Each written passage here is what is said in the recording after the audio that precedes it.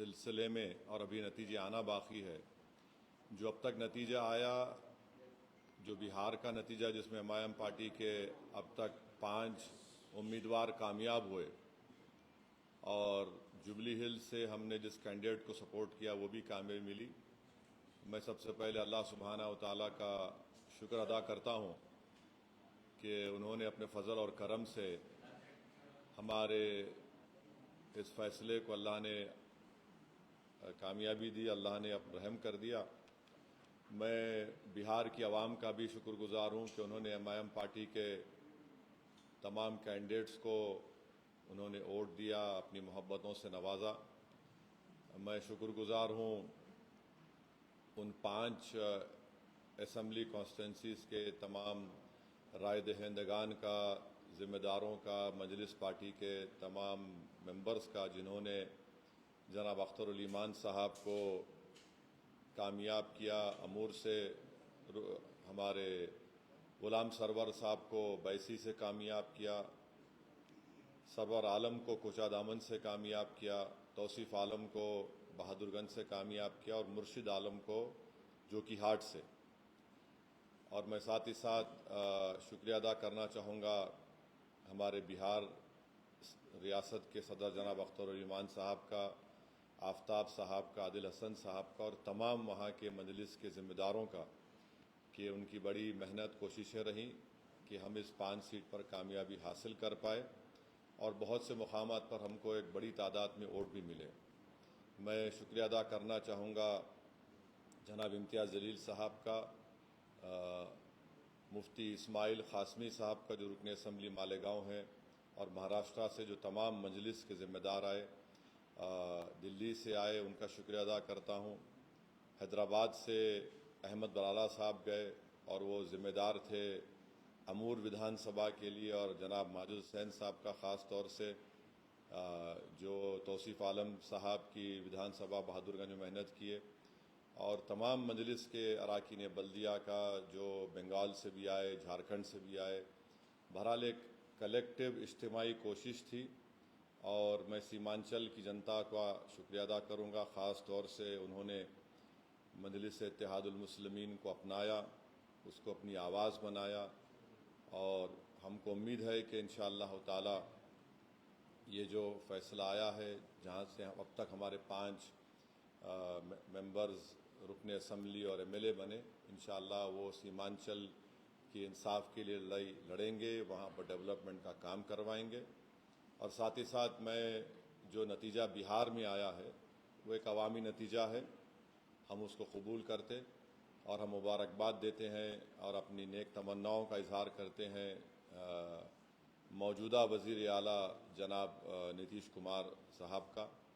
और हमारी पार्टी की तरफ से ये कोशिश होगी कि बिहार और सीमांचल में विकास हो, सीमांचल में भी बहार आए, सीमांचल में भी बच्चों की मौत ना हो, सीमांचल की महिलाओं के लिए, वहाँ के बच्चों के लिए स्कूल, अस्पताल, पुल, ब्रिज बने, इंडस्ट्रीज़ आए वहाँ पर। तो इस सिलसिले में हम उनको अपना पूरा ताउन पेश करेंगे। मैं शुक्रगुजार हूँ जुबली हिल्स की असम्बली कॉन्स्टिट्यूंसी के तमाम वोटर्स का, राय दहिंदगान का, कि उन्होंने जनाब नवीन यादव को अपने वोटों से कामयाब किया। यहाँ पर भी मैं हमारे मजलिस के दोनों एमएलसीज़ का, जनाब रहमत साहब का, रियाजुल हसन अफंदी का, जनाब कौसर साहब का, जनाब यासिर अरफात का, अनवर सादात का, फराज साहब का और जानी मियाँ का, और ऐसे बेशुमार मजलिस के ज़िम्मेदारों का जो बड़ी मेहनत किए, जस्तजू किए।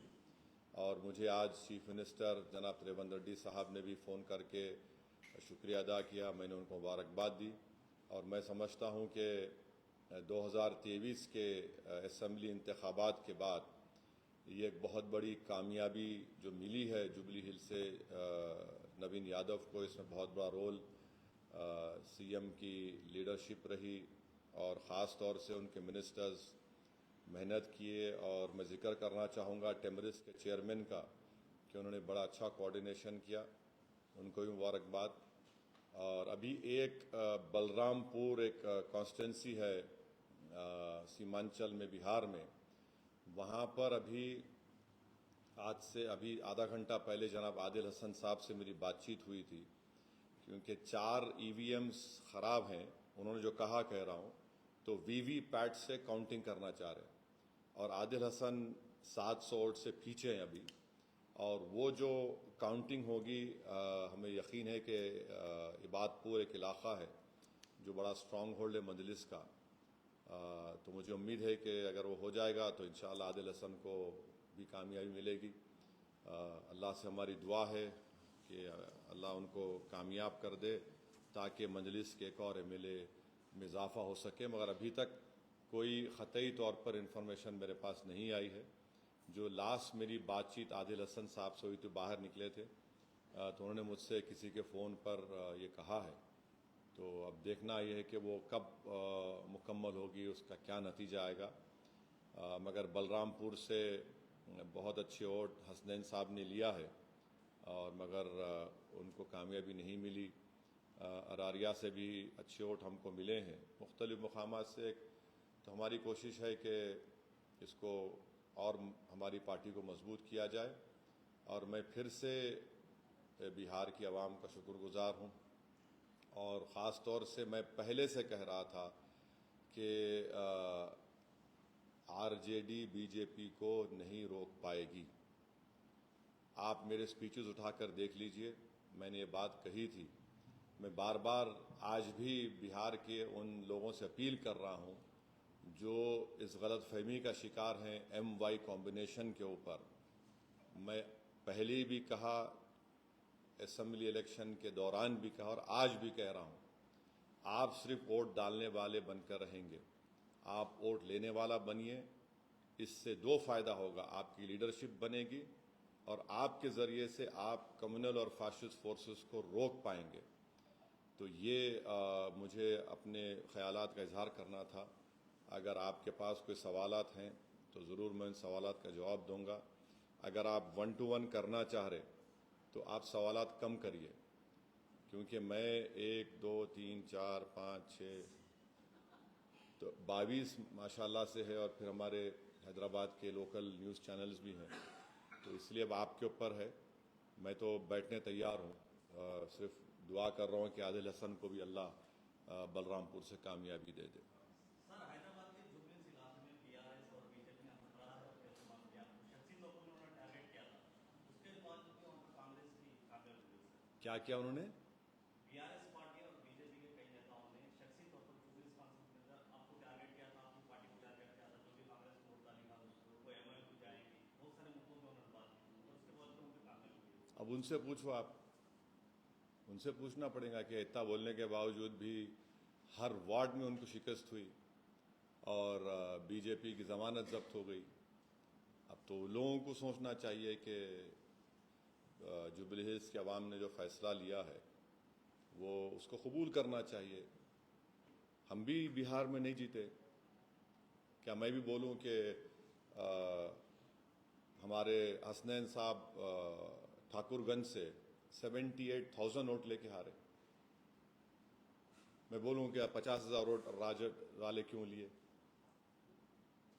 तो ये अब वो लोग बोल रहे हैं तो वो खिचियानी बिल्ली खंबा नोचने के बराबर है। मैं क्या बोल सकता हूँ?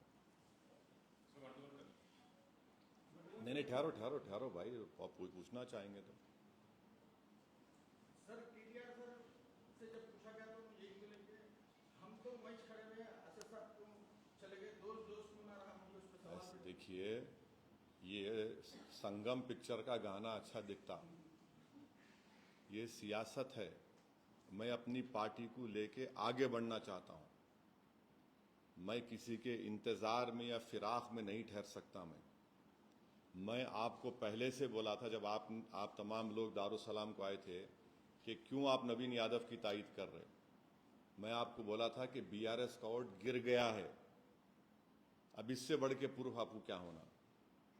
आप वहीं ठहरे रहिए।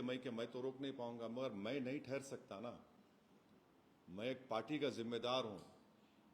मेरे को अपनी पार्टी को जब लेके हम बिहार जा रहे, उत्तर प्रदेश में काम हो रहा है शौकत साहब की क़यादत में, वो भी आके बड़ी मेहनत किए, सब लोग आए, तो अब इसमें क्या, अब मैं क्या बोल सकता हूँ। अब उनको सोचना चाहिए।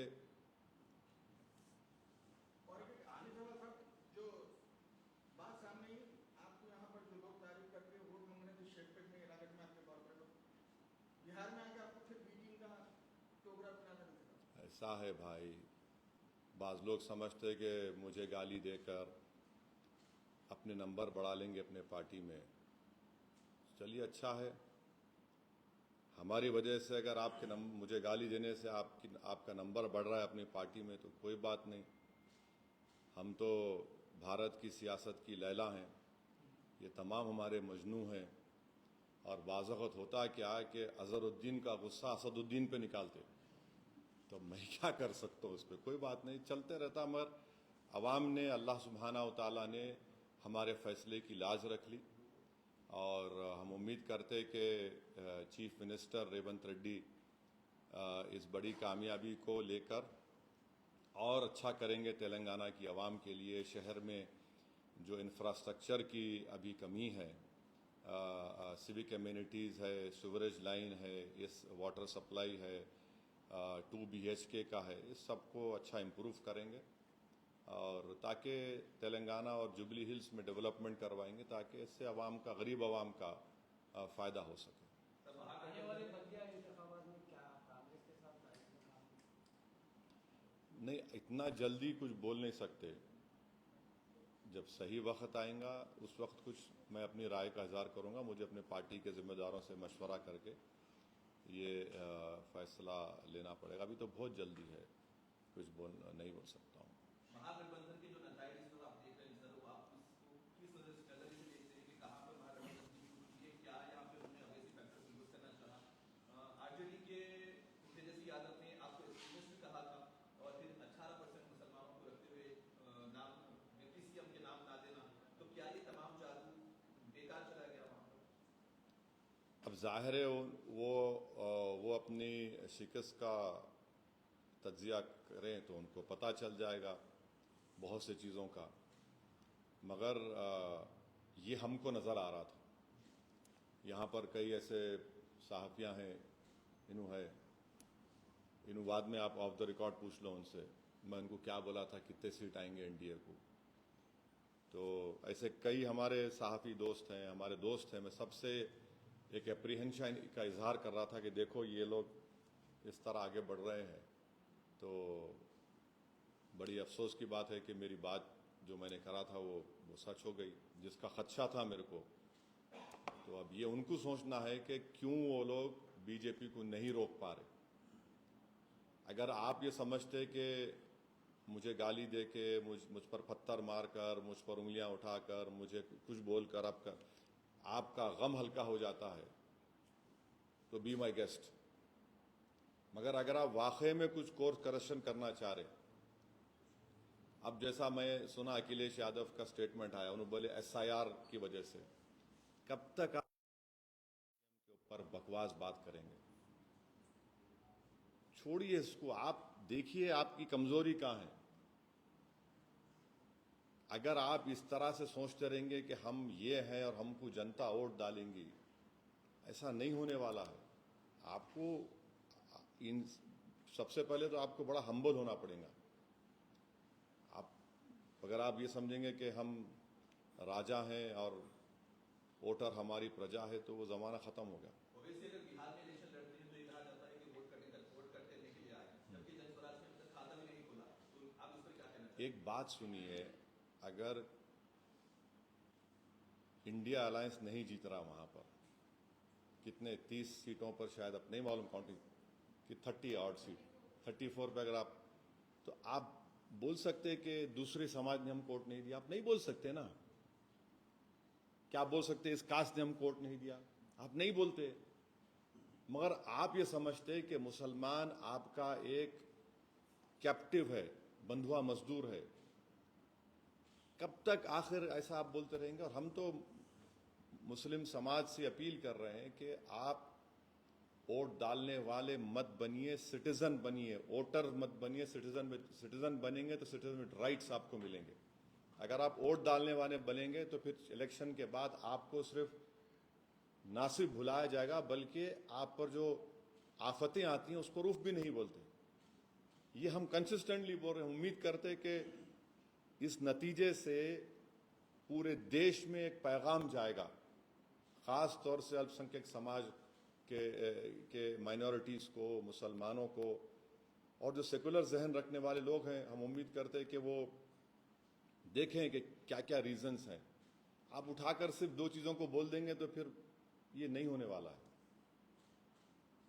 पप्पू यादव ने कहा था कि अगर आमोर एमआईएम जीतती है तो वो पॉलिटिक्स छोड़। अब नहीं मालूम उनको कौन कौन छोड़ के, बहुत से लोग छोड़ के चले गए उनको। अब और कौन कौन छोड़ते, उन्होंने क्या करते, मेरे को नहीं, मैं तो नहीं बोला ऐसा। मैं ये बोला हूं कि पहला इलेक्शन हम आ रहे थे, हम बोले सीमांचल नहीं छोड़ेंगे। दूसरा जीते, हम 5 जीते, आप हमारे एमएलए को तोड़े, हम जीते, हम तोड़े, हमने कहा नहीं छोड़ेंगे सीमांचल को। आज फिर हम कह रहे हैं, अल्लाह ने हमको कामयाबी दी, हम सीमांचल नहीं छोड़ेंगे। हम जहां पे जाते छोड़ते नहीं, वो मेहनत करते। हम इस तरह के दावे नहीं करते। अब जो इस तरह के दावे किए हैं, अब ये सवाल उनसे पूछना आप पर वाजिब है। सर एनडीए की जो नतज है, अगर गिरिराज सिंह का जो पहला वाला बयान है उसको जोड़ दिया जाए कि मुसलमान नमक हराम होते हैं, वोट नहीं देते हैं, तो क्या आज मुसलमानों ने एनडीए को वोट नहीं दिया हो? अख्तर अली मान के खिलाफ सबा जफर खड़े थे, सबा जफर खड़े थे ना, वो नहीं जीत पाए, मगर वोट मिला उनको। तो अब सबा जफर से उनको पूछना चाहिए। ठीक है, हो गया, चलिए। हाँ चलिए, कौन स्टार्ट करेंगे? Ladies first. नहीं, पहले अनेरिया, तो सोमित को रोक सकते। हाँ